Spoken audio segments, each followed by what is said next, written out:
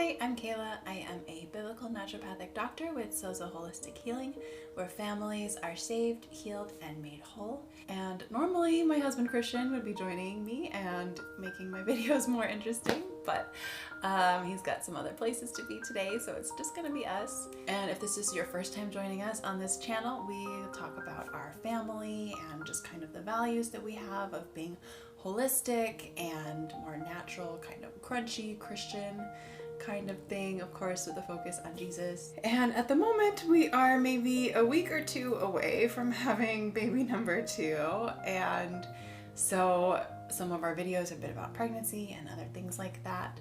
I am hoping to post this video in April, so by then our baby should be here. I'm just trying to plan ahead a little bit. So if you see this video in April, I'm not still pregnant. This is currently February. And before I get started, if you could please don't forget to like and subscribe this video if this is something that is interesting for you, just so that we know that this is content that you actually enjoy and things that are worth putting out there into the world and not just taking up space on YouTube. And today I wanted to talk about craniosacral fascial therapy, which is a new offering that I have added in my practice this year. And it's something that I've been very excited about because I felt like it was so kind of like a missing link or a missing puzzle in my own life and my experience with my first baby. I really wish that I had known about it at the time when I was having so many struggles as a new mom to a newborn. And I really felt that CFT, I'm just gonna call it CFT for the rest of the video because craniosacral fascial therapy is kind of a mouthful. I really thought that CFT would have made our lives so much easier, and I see so many new parents having such a hard time with newborns with certain issues, and so I would love to just spread the word. Even if you are not in an area that is local to me and can actually be a client of mine, I would still love to just spread the word so more people know about it and how beneficial it is for babies. So just to start at the very beginning, because I feel like we don't, even in biology class, we don't learn about fascia. Like, what is fascia?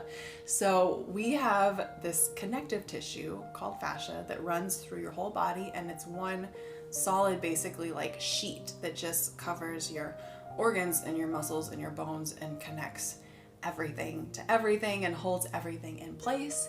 And during different times in your life, especially like birth, which is a really intense process, but also if you have like an injury or a fall, you get in a car accident, you have surgery, dental work, other medical interventions and procedures, and even emotional distress and trauma and abuse and things like that causes your fascia is really trying to protect your body, and in order to protect it, it feels like it needs to kind of lock up and get really strong and rigid, and your fascia is supposed to be flexible and is supposed to move. So craniosacral fascial therapy helps with your fascia unwinding and releasing the strain and the tension of whatever experiences, physical or emotional, that you went through, to set your body free, essentially.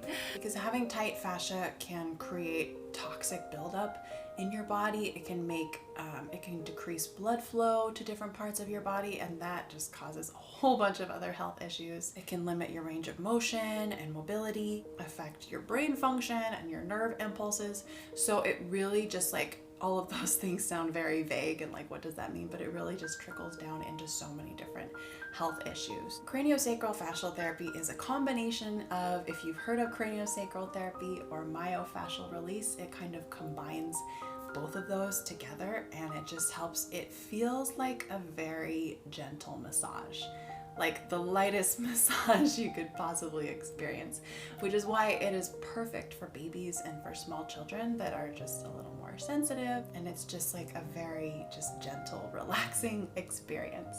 There are really no known contraindications or reasons why it would be unsafe to do CFT for infants or people in general. I have never heard of a reason why not to, and so it makes it a really safe, gentle alternative to maybe some of the other things out there. With babies, I feel like CFT helps with like just about every basic issue that babies struggle with.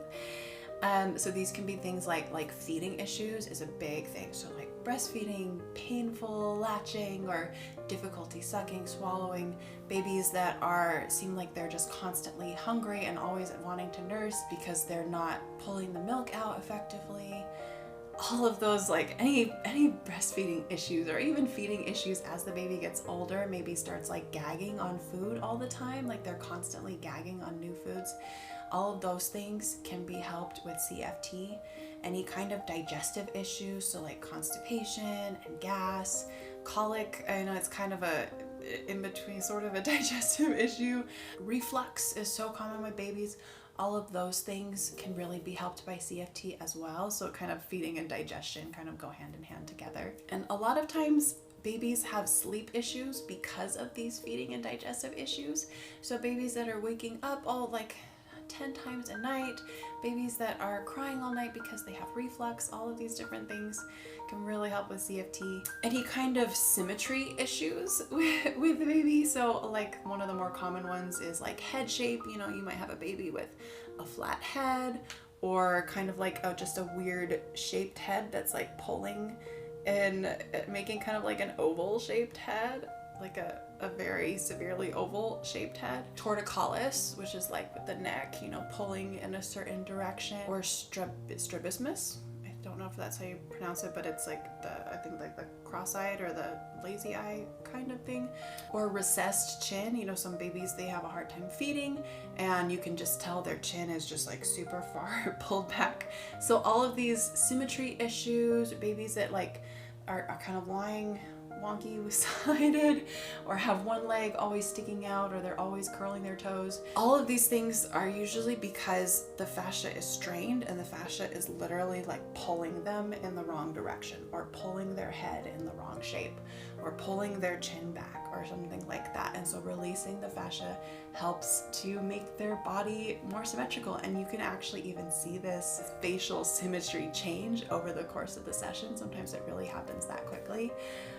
But being an infant is the perfect time to work on that because after, you know, a year and a half, the bones start to really fuse together and like that's just your face and that's your symmetry and that's the bones that you have.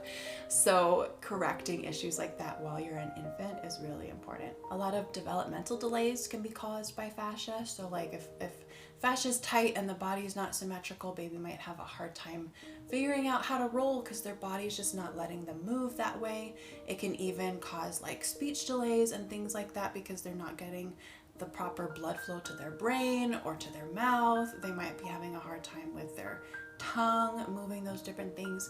So releasing all that fascia will help with developmental delays. And then a bunch of other little things like earaches and ear infections, eczema, autism, TMJ. Since surgery and procedures and things like that are kind of a form of, let's say, like trauma to the body, I don't mean to sound dramatic, but it is a little, you know, there's some pain, there's some things happening to your body that are kind of not natural, we could say. And so any kind of medical procedures like oral tie, like tongue and lip tie, revisions, circumcision, even vaccinations, things like that that are kind of an outside something affecting the body and causing some pain can cause the fascia to lock up and to kind of perceive it as trauma.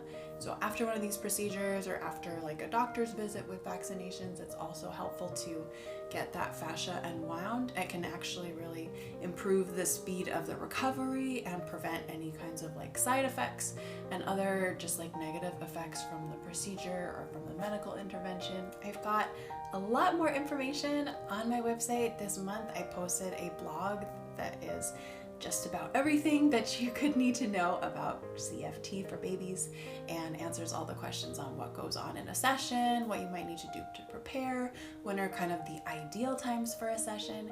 So if you could go to sozoholistic.com/blog, you can see my blog post. It is titled Craniosacral Fascial Therapy for Babies. everything that you need to know. So if you're watching this in the month of April, it should be right there on the first post.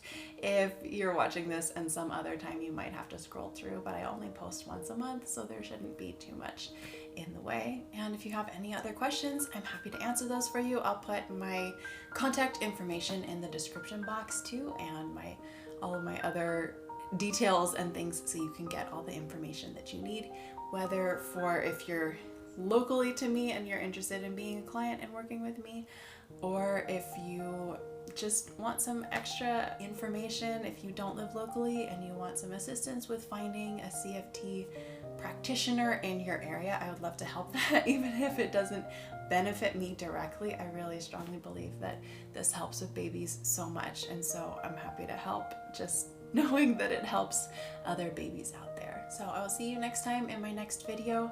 I am going to go a little more in depth on CFT and talk about why I truly believe every single baby really deserves and should have a CFT, at least one CFT session in their lifetime. So tune in maybe like a couple weeks. I'll post that one and you can find out more information. See you next time.